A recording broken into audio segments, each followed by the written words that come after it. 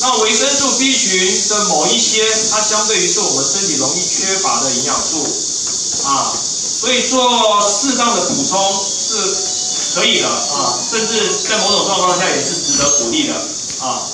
但我会认为，服用维生素 B 群或是单一的这个维生素的话，比如讲维生素 E 啦、维生素 D 啦，或者是维生素 C 啦，不如服用综合维生素。为什么不如服用综合维生素呢？第一个，综合维生素它的那个营养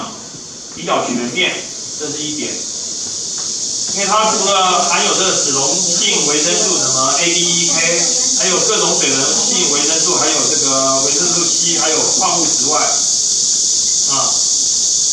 它这个营养会比较全面，这是一个综合维生素的好处。第二个好处是，一般综合维生素啊，它的那个剂量会比较接近人体的需求量。但是如果你服用的是单一维生素的话，就讲维生素 B 群，那它的剂量通常会比较高，那比较高，当然了，那个我们会说哈，像维生素 B 群是属于水溶性维生素，你吃多了，我们身体会排出来，啊，会排掉，不会造成人体负担，啊，没有错的，啊，它会排出来，但它会不会造成人体负担，这涉及到两点。第一点，你要让身体排出来，它会加重我们的排泄负担，你的肾啊、你的肝啊这种东西，它会加重它们的负担。第二个就是说，维生素如果是你没有，就像你服用维生素 B 群，你没有缺乏的症状，你并不是身体缺乏到产生了缺乏症状的话，你去服用这个医药级的或是高单位的维生素 B 群的话，长期服用会造成身体的依赖性。什么叫做身体的依赖性呢？就是说，譬如讲哈，我现在也许正常人对于维生素 B1， 他一天只需要1毫克，但是我如果长期服用，每天服用100毫克的维生素 B1 的话，长久下来，如果我再回到我正常摄取维生素 B1 是1毫克的话，这时候身体就容易表现出缺乏症状，因为这样的对于一般人对正常人他可以满足的剂量，现在已经无法满足了。就是说高单位的这个维生素 B 的剂量会导致身体对于维生素 B 群的胃口变大。对，这个就是会造成你就无法脱离这个高单位，啊，这个就是我不建议各位服用这个单一维生素的理由。那刚刚还有就是说，刚刚我就说服用那个叶黄素。那叶黄素这个东西呢，就说很多人，譬如讲有些妈妈担心的小孩近视啦，或者是说担心我们到了那个更年期之后、老年之后，我们可能会这个退化性黄斑病变啊。那么我们会服用这个叶黄素。那么美国曾经做过2次大规模的临床实验，官方持续了10几年。它是证明这个叶黄素这种东西，就是说对于黄斑病变是有帮助的。但是要注意哈，它是这个东西你要去找医生做检查，是在黄斑病变第2期中期的时候，叶黄素在一定的比例之下搭配，还要搭配锌，搭配其他东西才有效，它单独是没什么效果的啊。对于其他的那个，譬如讲初期跟末期也都没有效，啊，所以你先要确定它的那个疾病进程，之后呢还要搭配其他的这个东西才有治疗的效果，这些医生会开，啊，